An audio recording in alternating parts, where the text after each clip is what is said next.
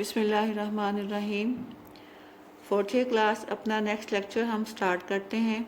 That is about transition metal complexes और coordination compounds. हम define कैसे कर सकते हैं कोऑर्डिनेशन कंपाउंड्स को या कम्प्लेक्सेस को? They are also called as complex compounds और कम्प्लेक्सेस और कोऑर्डिनेशन कंपाउंड्स एक ही चीज़ के 3-4 नाम हैं। The compounds containing the complex ions or complex molecules capable of independent existence are called coordination compounds or the complexes। यानी कि ऐसे कंपाउंड्स जिनमें कोई ऐसा पार्ट पाया जाता हो जो इंडिपेंडेंटली एग्जिस्ट करने के काबिल भी है, इस तरह के कंपाउंड को हम बोलेंगे कोऑर्डिनेशन कंपाउंड या complex compound. The complex compounds are usually formed by the combination of components which are already saturated according to the classical concept of valency, and they are not completely dissociated in the solution.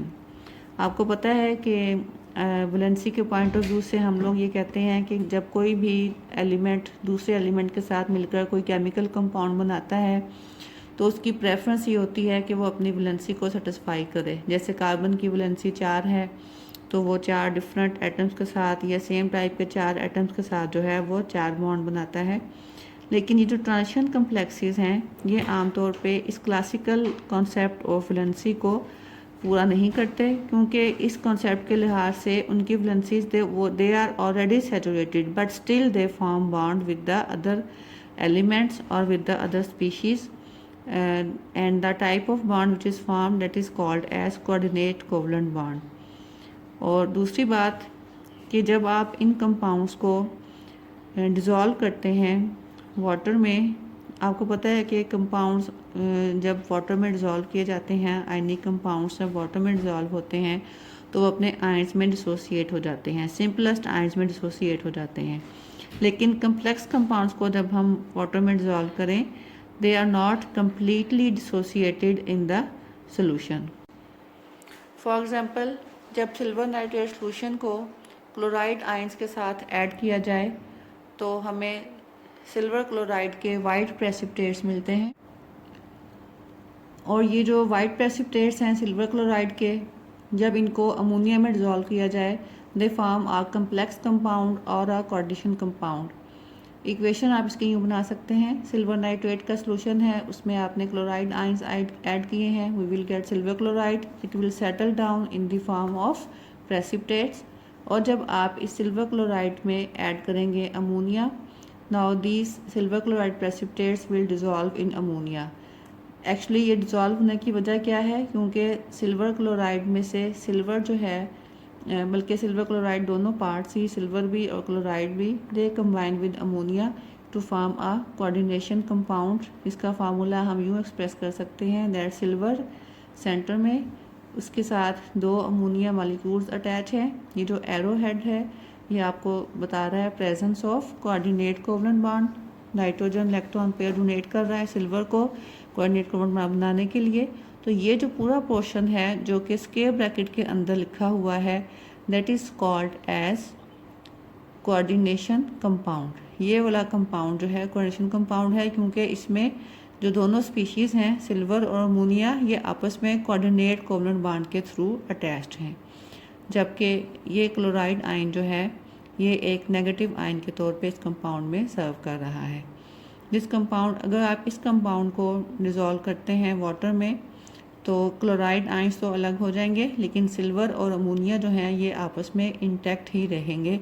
तो हमने यही बात की थी coordination compounds को define करते वक्त कि ऐसी स्पीशीज़ से मिलके बनता है जो कि अदरवाइज़ इंडिपेंडेंटली एग्जिस्ट कर सकती हैं। आपको पता है सिल्वर एटॉमिक फॉर्म में एग्जिस्ट करती है, ammonia as such independently exist करता है, लेकिन यहाँ पे दोनों कंबाइंड फॉर्म में हैं और कंबाइंड फॉर्म में एग्जिस्ट कर रहे हैं। अदरवाइज़ अमोनिया भी इंडिपेंडेंटली एग्जिस्ट करने के काबिल है, सिल्वर भी, इसके पास कोई शॉर्टेज ऑफ इलेक्ट्रॉन नहीं है, तो क्लासिकल वैलेंसी के पॉइंट ऑफ व्यू से ही सैचुरेटेड है, but still they are combined together to form a compound which is called as complex compound. तो एक कम्प्लेक्स कंपाउंड में हमेशा कोऑर्डिनेट कोवलेंट बॉन्ड बनेगा। किन दो स्पीशीज़ के दरमियान में बनेगा? जाहिर है कि एक स्पीशी ऐसी होगी जो इलेक्ट्रॉन पेयर डोनर होगी यानी कि लीवस बेस होगी, और दूसरी स्पीशी जो है वो अल्टीमेटली इलेक्ट्रॉन पेयर एक्सेप्टर होगी, that will be called as a Lewis acid. तो इस एग्जांपल में, इस टिपिकल एग्जांपल में अमोनिया जो है वो एक लीवस बेस है, क्योंकि आपको पता है कि नाइट्रोजन के पास एक लोन पेयर ऑफ इलेक्ट्रॉन होता है जो वो यहाँ डोनेट कर रहा है to form a coordinate covalent bond with silver. और सिल्वर क्योंकि इलेक्ट्रॉन पेयर्स एक्सेप्ट कर रहा है, दो इलेक्ट्रॉन पेयर्स एक्सेप्ट कर रहा है दो मॉलिक्यूल्स ऑफ अमोनिया से, तो it will be called as a Lewis acid. तो अगर आप देखें कि जैसे मैंने आपको पहले बताया, if we analyze the behaviour of AgNH3 twice Cl, we will find out that chloride ions can be precipitated from these complexes। In complexes को जब आप डिज़ोल्व करें तो क्लोराइड आयन जो हैं वो प्रेसिपिटेट आउट हो सकते हैं, but silver ions can not be precipitated from the solution. It means that the metal ion has lost its individual identity during the formation of complex compound. ठीक है, इस complex compound बनने के दौरान में सिल्वर एटम ने अपनी जो इंडिपेंडेंट एग्जिस्टेंस की आइडेंटिटी थी वो लूज़ की है, और अब वो इंडिपेंडेंटली प्रेसिपिटेट आउट नहीं हो सकता। कुछ कंपाउंड्स जो देखने में हमें लगता है कि शायद कम्प्लेक्स कंपाउंड्स होंगे, लेकिन वो कम्प्लेक्स कंपाउंड नहीं होते। उसका पता हमें कैसे चलता है? अगर हम उनको वाटर में डिज़ोल्व करें या किसी और तरीके से अगर हम उनको डी आयोनाइज करें तो उनके सारे आयंस जो हैं वो सेपरेट आउट हो जाते हैं। It means that they are not complex compounds. Like alum salt है, इसका formula K2SO4.Al2SO4 thrice dot 24H2O। जब आप इसको वाटर में डिज़ोल्व करते हैं तो यहाँ से हर किस्म के आयन सेपरेट हो जाते हैं। इसमें कौन कौन से टाइप के आयंस हैं? सल्फेट आयंस और एल्यूमिनियम आयंस, और तीसरी टाइप है पोटाशियम आयंस। तो आप इन तीनों टाइप के आयंस जो हैं वो हासिल करते हैं इसकी डिसोसिएशन के नतीजे में। इसका मतलब क्या है? It is not a complex compound, but actually it is a double salt of two metal, जिसमें आपके पास दो मेटल्स इन्वॉल्व हैं, पोटाशियम और एल्यूमिनियम। ठीक है, इसका मतलब ये है कि इस सॉल्ट के बनने में एसिड जो है वो दो डिफरेंट बेसिस के साथ रिएक्ट कर रहा है। एक बेस अल्टीमेटली एल्यूमिनियम हाइड्रोक्साइड होगा, दूसरा बेस जो है वो पोटाशियम हाइड्रोक्साइड होगा। तो ये डिफरेंस है between the complex compounds and simple compounds. Simple compounds को जब आप डिसोसिएट करें तो वो कम्प्लीटली अपने आयंस में डिसोसिएट हो जाते हैं, जबकि कम्प्लेक्स कंपाउंड्स में जो मेटल वाला पार्ट है, जिस पार्ट में मेटल अटैच है with the electron pair donors, उस पार्ट में आप मेटल और इलेक्ट्रॉन पेयर डोनर इन दोनों को सेपरेट आउट नहीं कर सकते। ये हमेशा कंबाइंड फॉर्म में ही प्रेसिपिटेट आउट होंगे। सो ये आपने समझ लिया कम्प्लेक्स कंपाउंड्स क्या होते हैं, इनका स्ट्रक्चर किस टाइप का होता है। नेक्स्ट इस चैप्टर में हमने कम्प्लेक्स कंपाउंड्स के बारे में ही पढ़ना है कि इनकी फॉर्मेशन को एक्सप्लेन करने के लिए कौन कौन सी थ्योरीज जो हैं वो टाइम टू टाइम प्रपोज की गई।